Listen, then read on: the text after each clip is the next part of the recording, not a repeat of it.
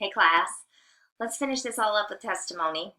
Testimony. Quotations are paraphrases used to support a point. Amanda, but aren't I using quotations and paraphrases all the time when I'm looking at other people's material? Yes, you absolutely are. So can statistics and can examples and can different facts and relevant information be a quotation? Yes, but you're thinking about putting it in quotations, meaning it came from somewhere else, or I'm paraphrasing an idea that I found. But testimony is specific to individuals, opinions, ideas, and positions on a topic or on about an event or any type of phenomenon that they've had personal experience or engagement with. And it's their own personal testimony as to how they view it or how they see it. And we use testimony in a couple different ways. It's just as if you would go to somebody if you were thinking like, oh gosh, who should I take for my rhetorical arts class? So you go and you talk to a friend who's taken rhetorical arts and you ask them about their experience in that. That would essentially be their testimony on it.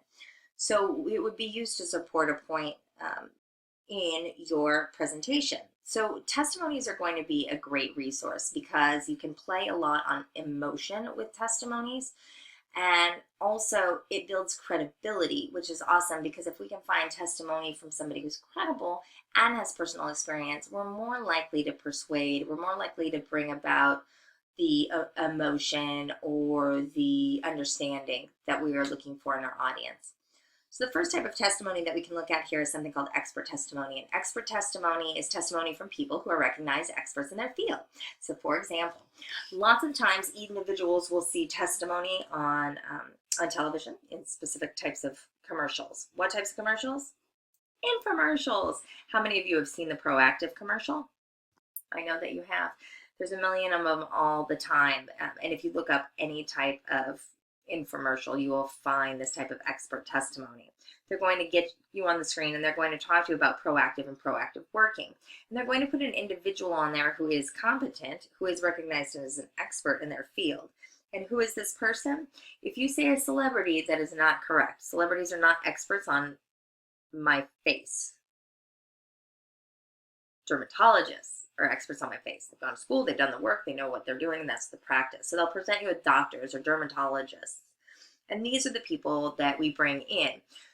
In court cases, they will bring in experts to testify on behalf of what we've seen, like DNA experts, ballistics experts, blood splatter experts, Dexter-like. So they bring in these experts of these individuals who have opinions so that when they give a position or when they give an idea about it, we believe it a bit more because we know that they have the knowledge, know-how, and experience about how to read something rather than the average person. On the other hand, though, let's talk about the average person because peer testimony is an excellent thing to bring into your presentation as well.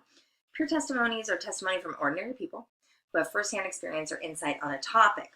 Meaning, if we go back to the infomercial, I'm looking at the Proactive commercial, and this is where your celebrities would come in handy. Now, celebrities they use because we, in our society, believe celebrities and give them credibility and believability for what they do. But remember, they're just like you and I, and they're average people who have used the product. A testimony from somebody who's had an experience with some type of, with your topic would be a great peer testimony. So these individuals are not necessarily certified or educated formally with what they're talking about, but instead they have firsthand experience with the particular topic or the idea. So this is going to be really important, particularly in persuasion, but also can bring about a sense of emotional attachment for your audience, especially if we have these peer testimonies where people are simply talking about what's gone on with them and how it's gone on for them. Today I was listening to the pre-debate dialogue, and individuals were, I don't know who was talking because I was literally listening to it, not looking, but they were talking about one of a judge was talking about getting pulled over. A black judge in the United States was talking about being pulled over 7 times this past year.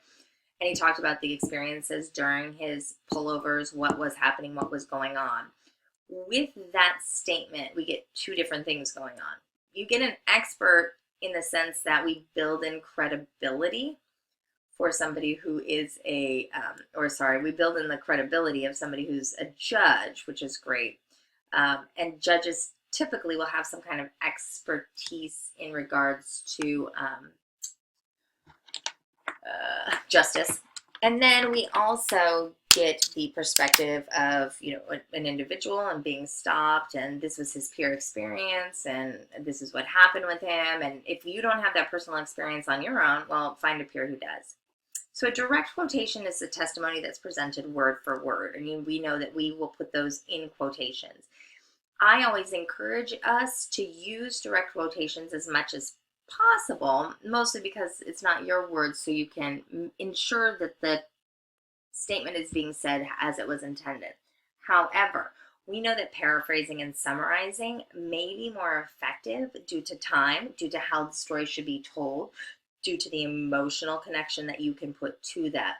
So I encourage you each to read through either the handouts that I showed you today about works cited pages, but I also encourage you to read those readings for your assignment Thursday, because it will talk about when to quote, when to summarize, and when to paraphrase, and when's the most effective part. I won't give it away now, but you will be evaluated on it. You can also, one thing that we want to make sure is that we're not quoting out of context. People quote all the time, individuals, and they forget to put it in the context. But I can say something super amazing, and individuals can cut that down to a mere phrase and put it in a different context, and I can look like an insensitive and terrible individual. We know how this is done. We know that the media oftentimes does this in order to persuade us about the reputation of somebody or something. So I really want to encourage you that when we are quoting, that we're keeping it contextual and that you are using it in the same way that it was intended. The other thing that you can do is paraphrase, which is to restate or summarize a source's ideas in one's own word.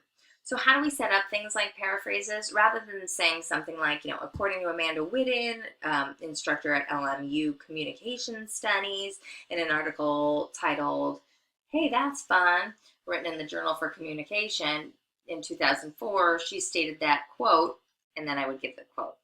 In the case of the paraphrase, we would say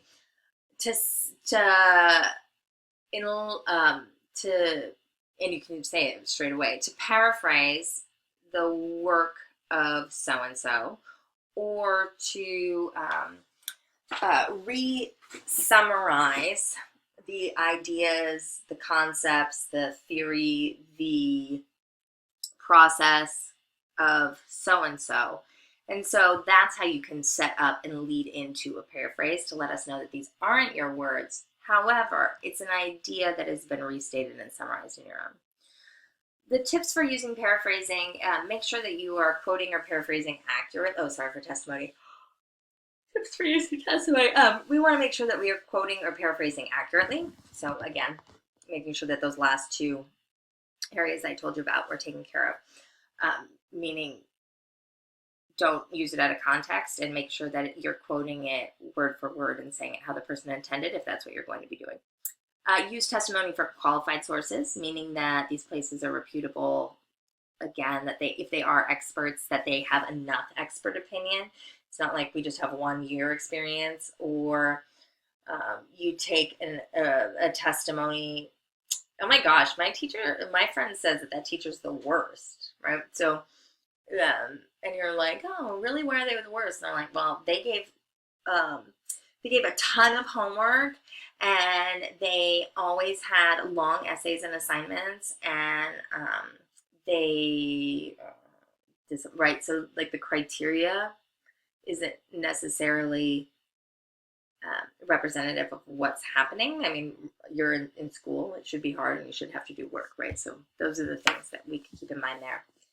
Use testimony from unbiased sources. We talked about that before, so you know. And then finally, identify the people that you quote or paraphrase. And that is a a no-brainer because we've talked about how to do that in the past as well. So I encourage you to read through those worksheets. I hope that these videos have helped guide you a little bit more to the insight about what that worksheet was, and now you can fill that out and follow it along. Have a great night.